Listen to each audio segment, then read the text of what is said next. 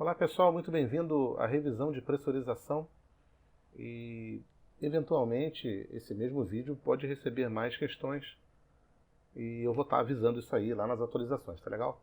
Então a revisão é baseada em questões que a gente analisa. Veja que não são questões assim de múltipla escolha, são questões onde a gente propõe alguns questionamentos que vão nos ajudar a manter conceitos. Então, a primeira questão aqui pergunta o seguinte: por qual motivo as aeronaves que voam em maiores altitudes têm cabines pressurizadas? Está aqui a perguntinha, né? Para a gente refletir um pouco sobre ela.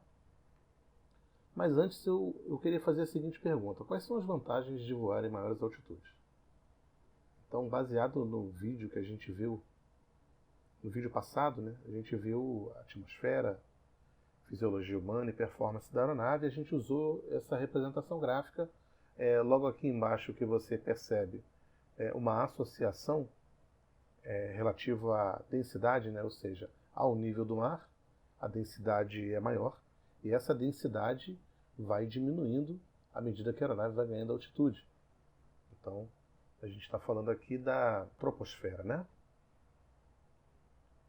Então, aqui é a troposfera, e acima da troposfera a gente tem a estratosfera. Então, dependendo da aeronave, ela vai fazer voos estratosféricos, né, até um limite de mais ou menos 41 mil pés, ou seja, a aviação utiliza aqui praticamente o início da estratosfera, não utiliza nem a metade dela. Aeronaves militares vão voar um pouco acima de 41 mil pés.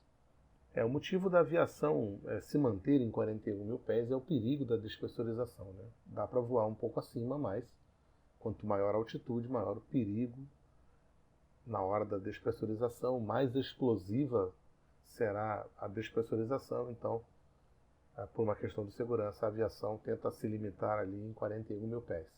Então, um dos motivos da aviação voar em maiores altitudes é o fato de que a resistência no ar diminui, ou seja, a diminuição da resistência é uma consequência da diminuição da densidade. Veja, a maior parte das moléculas, olha só, eu pintei em verde, né? A maior parte das moléculas do ar se concentram aqui próximos ao nível do mar. Então 100% dessas moléculas estarão aqui mais próximas da superfície da Terra ao nível do mar. À medida que a altitude aumenta, a altitude é aquela distância que vai do nível do mar até o local que você está pretendendo medir. Então a altitude da aeronave é a distância da aeronave até o nível do mar.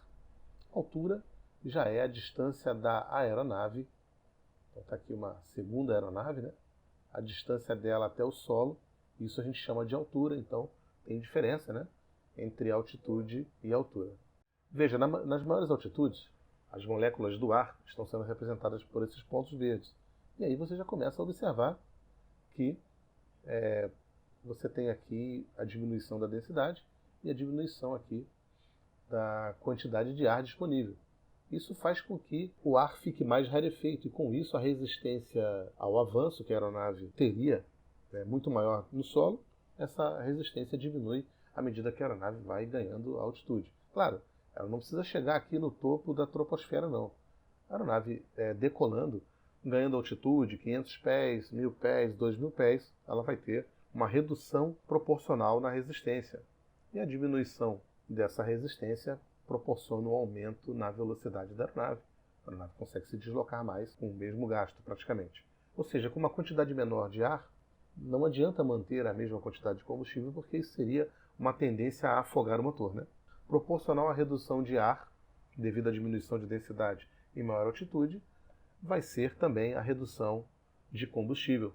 É do interesse da aviação voar em maiores altitudes, porque isso significa voar mais rápido, ter um desempenho aerodinâmico mais eficiente e permite que haja economia de combustível.